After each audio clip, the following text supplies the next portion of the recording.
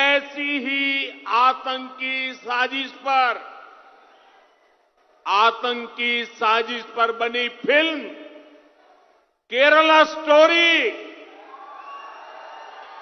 ये केरला स्टोरी की इन दिनों काफी चर्चा है।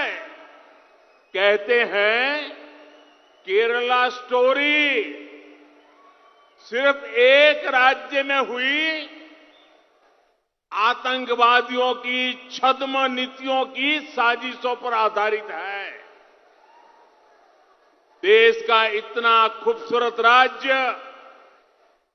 जहां के लोग इतने परिश्रमी और प्रतिभाशाली होते हैं, उस केरला के में चल रही आतंकी साजिश का खुलासा ये केरला स्टोरी फिल्म में, केरला फाइल्स फिल्म में उसे किया गया है। हम देश के प्रधानमंत्री से ये रिक्वेस्ट करना चाह रहे हैं कि प्रधानमंत्री, कर्नाटका का चुनाव जरूर है, मगर पाकिस्तान से आतंकवादी आकर हमारे 5 सिपाहियों को उनकी जान ले लिए।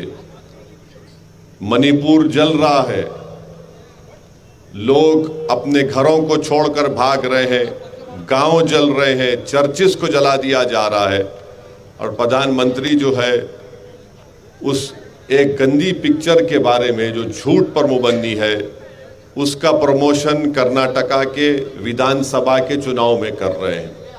ये बड़ी अफसोस की बात है कि देश के प्रधानमंत्री को जहां पर तवज्जो लेना था वहां पर तवज्जो कम ले रहे हैं और आकर उस पिक्चर के बारे में बात कर रहे हैं जो पिक्चर में कहा गया केरल के 32,000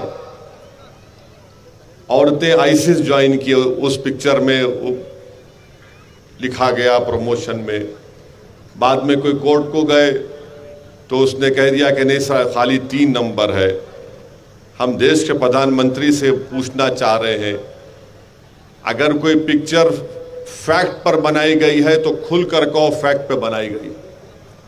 अगर तुम फिक्शन पर बना रहे तो बोलो फिक्शन पर बना रहे। तुम्हारा मसला हमारे बुरखे को दिखाकर, किसी को मुसलमान दिखाकर तुमको अपना पेट भरना है, तुमको अगर पैसे कमाना है तो फिर याद रखो लोग उसको मुस्तरद कर देंगे। हम प्रधानमंत्री को याद दिलाना चाह रहे हैं कि जब राजनाथ सिंह भारत के होम मिनिस्टर थे, क्या उन्होंने नहीं कहा था कि भारत के अल्पसंख्यक समाज मुसलमानों का आईसिस और अल-कायदा से दूर दूर तक कोई ताल्लुक नहीं है, वो दूर है उससे? क्या खुद भारत के प्रधानमंत्री नरेंद्र मोदी ने नहीं कहा था कई बैनुल-अक़वामी फोरम पर? और आज इसको जोड़ रहे हैं, नफरत फैलाने की बात कर रहे हैं, और देश के प्रधानमंत्री बोलते हैं कि सख्त सजा दो। उनके तकरीर में कहा अपने भाषण में कि आप इन लोगों को सजा दीजिए। क्या सजा देना चाहिए? कौन सी सजा देना चाहिए? और अगर देश के प्रधानमंत्री एक पिक्चर की स्टोरी को सही मान रहे हैं तो प्रधानमंत्री, ये तो आपकी नाकामी है, आपकी सरकार की नाकामी है। क्या आप अपनी नाकामी को कबूल कर रहे हैं, एक्सेप्ट कर रहे हैं कि यू हैव बीन अनसक्सेसफुल? मगर एक चुनाव जीतने के लिए हमारे देश के प्रधानमंत्री वजीर आजम को इतना नीचे आना पड़ता है एक चुनाव जीतने के लिए कि झूठ और प्रोपेगेंडे को सामने रखना जो नफरत फैलाने का काम करती है। हम आज यहां से हमारे प्राइम मिनिस्टर से अपील करते हैं कि पाकिस्तान से जो टेररिस्ट आ रहे हैं उनको रोको आप। सरकार आपकी है। 370 आपने कॉन्स्टिट्यूशनल ब्रीच करके हटाया। अब क्यों आकर वो लोग मार रहे हमारे सिपाहियों को? ये 10-12 दिन में एक तो सिपाहियों की गाड़ी जा रही थी, उस पर रॉकेट लॉन्चर से उनको शहीद कर दिया, और फिर कल आज 5 हमारे सिपाही मारे गए। क्या हो रहा है हमारे देश में प्रधानमंत्री? और बीजेपी आरएसएस के लोगों से पूछता हूं जो हर थोड़ी देर को नेशनलिज्म नेशनलिज्म बोलते, अरे तुम्हारा नेशनलिज्म अब क्यों खामोश हो चुका है? कहां गया तुम्हारा नेशनलिज्म? बताओ, बोलो तुम्हारा नेशनलिज्म कहां है?